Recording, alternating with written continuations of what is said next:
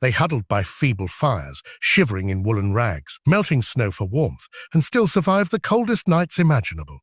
That might sound like a modern survival show, but it was everyday life for medieval peasants.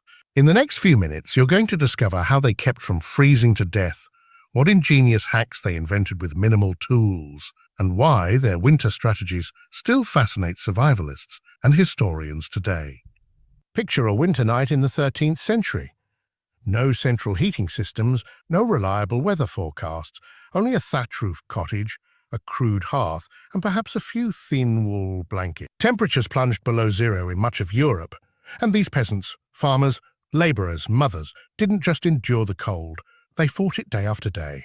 We dive into the grit and resourcefulness that helped them survive, not because they had choice, but because they had no other option.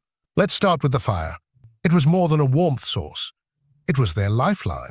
Medieval hearths had to be large enough to heat the entire cottage, but small enough to conserve precious firewood. Peasant families learned to construct the perfect fire stack, kindling from twigs, small logs from alley branches, and large logs carefully dried behind the thatch to avoid moisture. Smoke holes in the ceiling helped with ventilation, but often only partially worked. So the hut would fill with smoke, and the peasants would go outside to sleep if it became bearable. They'll tell you now that written accounts from the period reference eyes crusted with soot and lungs tinged black. All for survival. Wool was king in medieval clothing. They'd shear sheep, spin the wool, and create layers. A rough linen shirt, woolen trousers, tunic, and a thick overmantle or cloak. Peasants used every scrap of fabric, patches and layered rags to reinforce worn spots, diminishing drafts and trapping warmth. Some accounts mention them stuffing spare straw between layers of clothes as makeshift insulation. Footwear consisted of leather or even wood, like clogs and socks knitted at home. It wasn't cozy, but it kept frostbite at bay most of the time. Homes were clustered together for mutual defense and mutual warmth.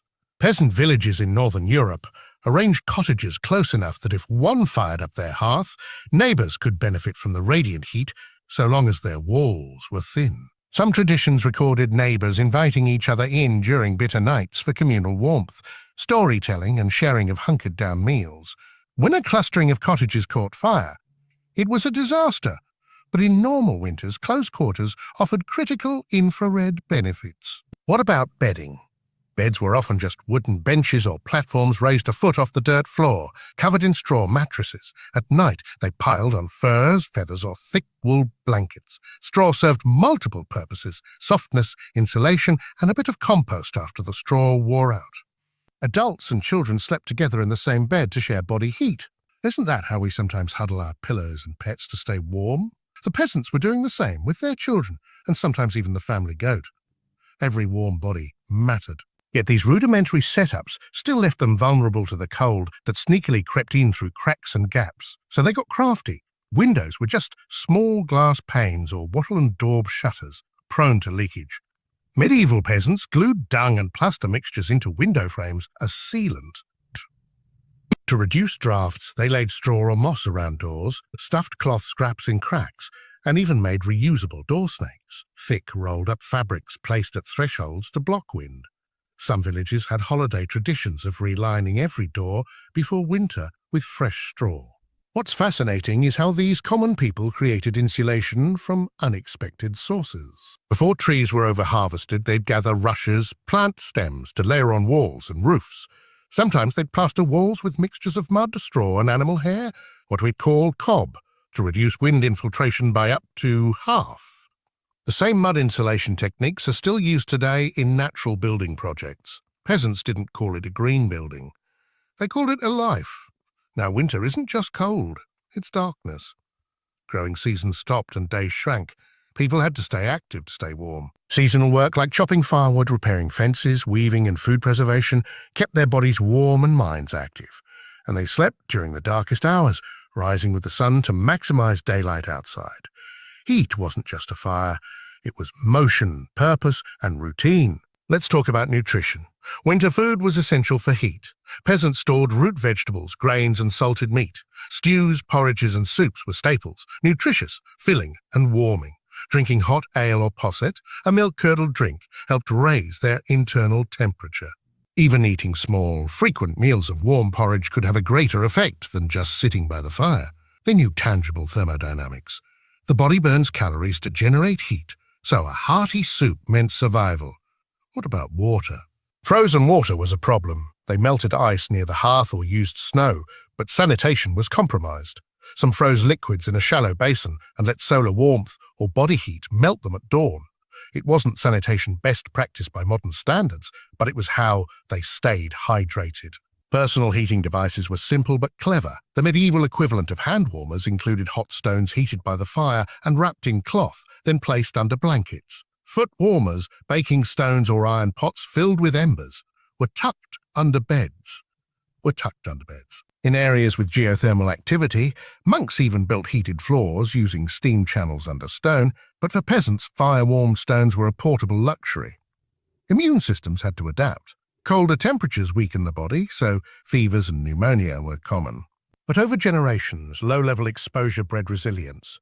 Some historical researchers point out that average daily survival temperatures for children were near 0 degrees C in Sweden, with surprisingly low mortality because bodies acclimatized. Peasant children built resilience far earlier than modern kids who were raised in overly fortified, climate-controlled houses.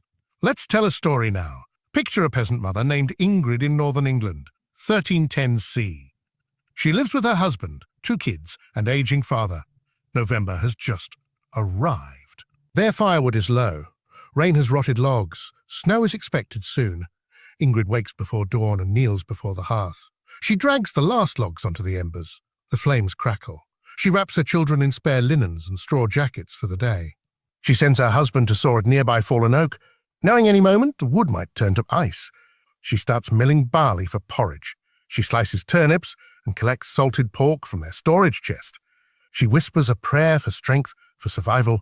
That night, they huddle around the hearth. Her father clutches the hot stone. The children whisper fearfully about wolves. Their cottage chest cold and draughty, but their blankets are piled high.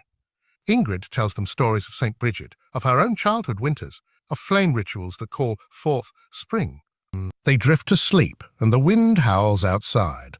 But inside, in that small, smoky, straw-warmed nirvana, they live. Now jump across Europe to a peasant in central Germany named Hans in 1450 CE.